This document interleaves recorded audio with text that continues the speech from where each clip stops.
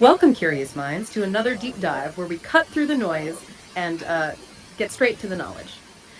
Today, we're tackling a topic that often feels like it belongs in, well, abstract mathematics, but it actually has profound implications for how we solve some really tricky problems out there: high degree polynomials. Indeed. And we're going to explore a method that completely redefines how these complex equations are solved, moving beyond the approximations we've traditionally relied upon. Okay, let's unpack this. Our source material today takes us into the world of Ezouidi's theorem, our mission. To understand how this theorem offers exact symbolic solutions for polynomials that, well, traditionally pose significant challenges, and to see just how powerful this approach really is. So for many of us, the idea of solving a polynomial, it brings back memories of quadratic equations, maybe cubics if you were brave.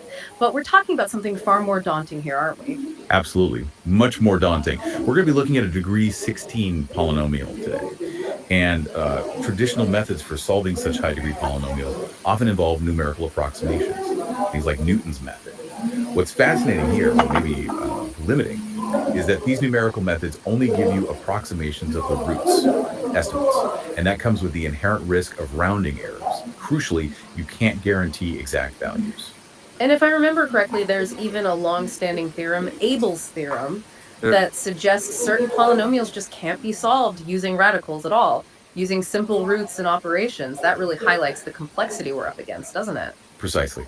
Abel's theorem is fundamental. It states that certain polynomials, specifically degree 5 and higher in the general case, cannot be solved using radicals. But this is where Ezouidi's theorem presents a really fascinating alternative. It kind of sidesteps that specific limitation. Okay, here's where it gets really interesting then. Our source material says Ezouidi's theorem excludes all classical methods, even contrasting it directly with Abel's assertion.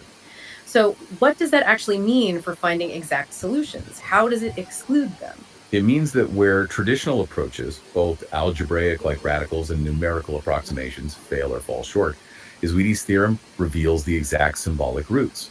It does this through a structured process that bypasses the limitations you see in classical algebra and numerical methods. This is not just a numerical approximation, it provides precise, solvable roots. You can write them down. Right. The key difference then is that Ezouidi's theorem doesn't rely on those approximations at all. How does it manage that? What's the mechanism? It approaches the solution quite differently. It involves a recursive process. Think of it like solving something step by step, where each step depends on the previous one. This process systematically finds the exact values of the roots, avoiding any of the errors that arise from approximation. The roots are derived recursively, where we solve for them using specific formulas generated by the theorem itself. These formulas effectively break down the polynomial into, let's say, more manageable components, and that allows us to derive exact symbolic values instead of just getting close with approximations. Can you give us a sense of the kind of polynomial we're talking about? Our source gives us an example, and it looks truly intimidating. Yes, let's consider the degree 16 polynomial from our sources.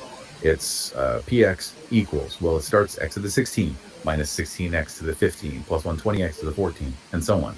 It's a very long expression with many terms, all the way down to a constant term of minus 12,000 equals 0. Really unwieldy. The theorem begins by expressing this polynomial in a specific recursive form. This involves calculating these symbolic coefficients, referred to as square r in the notation. These coefficients are calculated systematically, following the rules of the theorem. And what's remarkable, according to the source, is that for this particular polynomial, many of these symbolic coefficients, these square r values, they actually turn out to be 0. Is that right? That's exactly right. The recursive calculation, when applied to this specific polynomial, reveals that S0r, S1r, S2r, all the way up through Issacar r are 0, and then also ASR up to 60nr. They all just vanish. They become 0. This leads us to a much, much simpler form of the equation. Wow. So from that incredibly long, complicated degree 16 polynomial we started with, it simplifies dramatically just because these coefficients happen to be 0. Exactly. It boils down to something like by 16 minus some large constant times by 8 plus another large constant equals 0.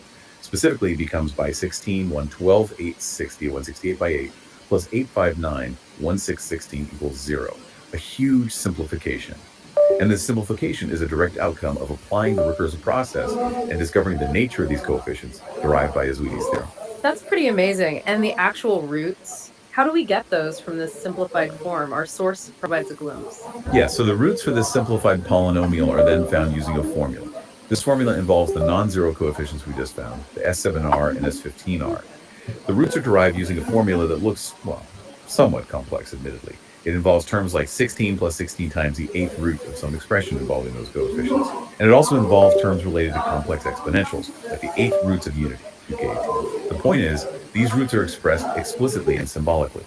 It's a direct outcome of the recursive steps we follow, exact values. That's incredible. It really highlights the difference, doesn't it, between an approximation, a decimal number that's just close, and an exact symbolic solution that you can literally write down. Even if that written form looks complicated, it is the precise answer. Exactly. Precision is the key takeaway there. So, okay, let's bring this back. What does this all mean for you, the learner?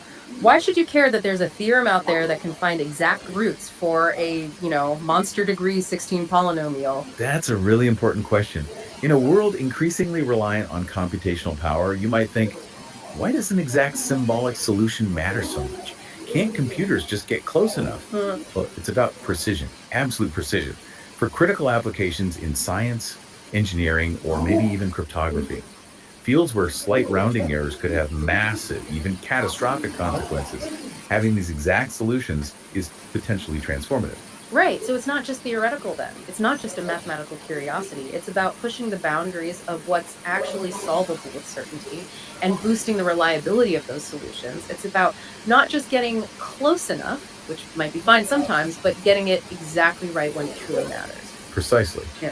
Think about fields like control theory, designing systems that need to be perfectly stable, or fundamental physics, where the exact values of constants or solutions might reveal deeper truths.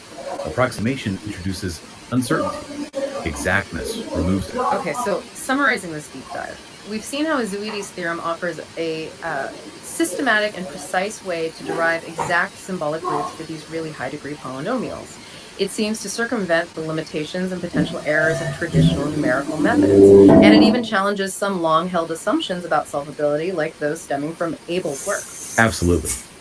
It's a powerful reminder, I think, that even in fields where we think the rules are completely set, where we think we know the boundaries, there's always more to learn.